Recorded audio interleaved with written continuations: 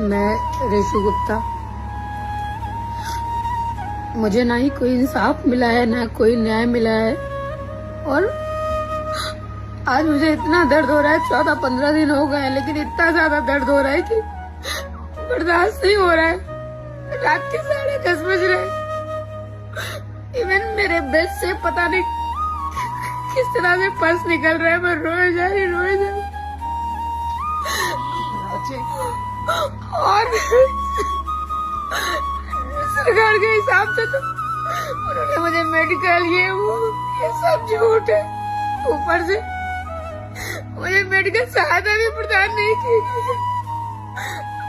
इतना दर्द हो रहा है, अगर मैं मर ही जाती तो इससे अच्छा तो वो गोली ही मार देते मेरे को। और फालतू में